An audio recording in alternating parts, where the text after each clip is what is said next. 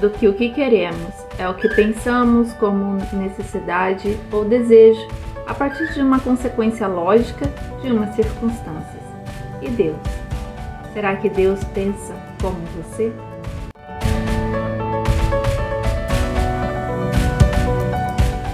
Seja bem-vindo em mais um Devocional Palavra que Transforma. Vamos entrar numa série que o Senhor me direcionou há algum tempo, que diz o perfeito não de Deus. Quantas vezes nós desejamos algo que pensamos ser uma necessidade, algo urgente para a nossa vida, que pensamos ser uma lógica daquilo que já vivemos, consequências de um contexto que já estamos inserida. Algo que pensamos ser bom para nós, para a nossa vida, para a nossa família, para aqueles ao nosso redor, para um país, uma cidade, ou seja, os nossos pensamentos voltados para pensamentos cristãos, voltados para os pensamentos da Palavra de Deus, temos sempre uma lógica de raciocínio, uma lógica que nós colocamos em nosso coração e que pensamos ser a correta. Mas muitas vezes o Senhor diz não para aquela lógica, o Senhor diz não para aquela consequência que imaginávamos ser muito boa para nós.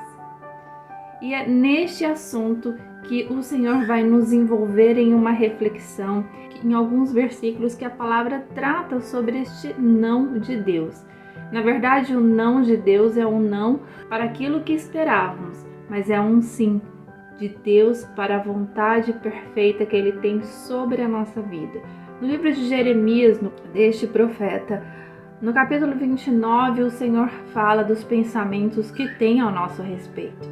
E é a partir desta verdade que nos próximos dias vamos falar sobre esse assunto. Estarmos com o coração abertos, porque eu e você oramos por algo, seja de qualquer assunto, e em nossas orações esperamos as respostas de Deus, e estas respostas podem ser um sim ou um não.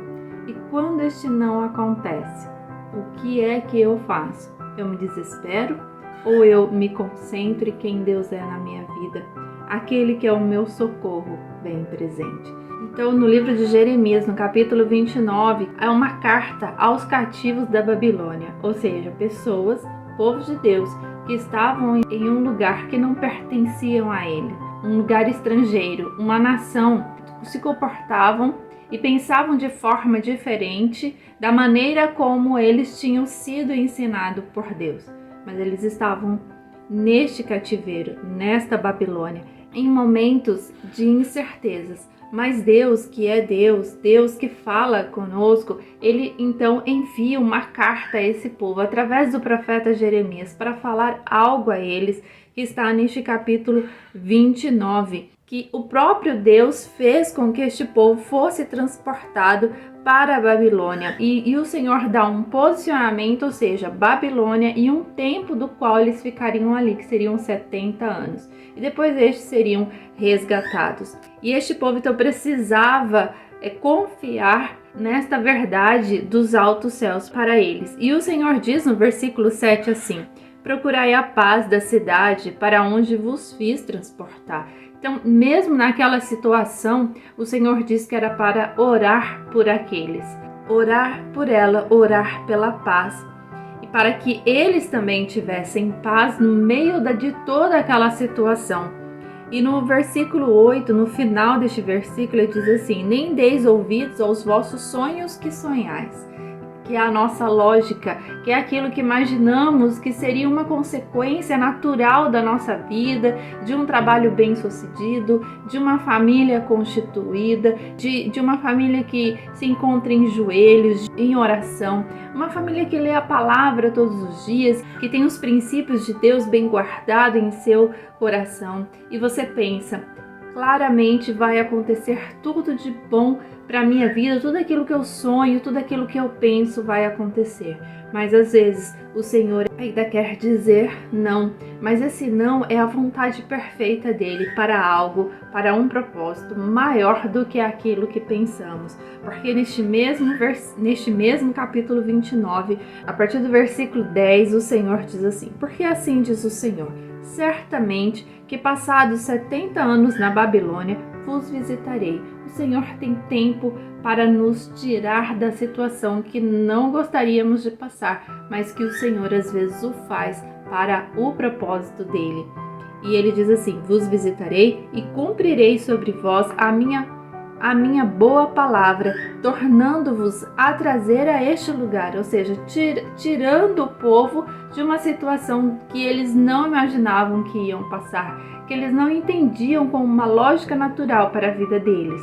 E no versículo 11, que é um versículo de esperança para nós, porque eu bem sei, assim diz o Senhor para a minha vida e para a sua vida. Eu bem sei os pensamentos que penso de vós, diz o Senhor, pensamentos de paz e não de mal, para vos dar o fim que espereis. Todos nós esperamos para um fim de vitória.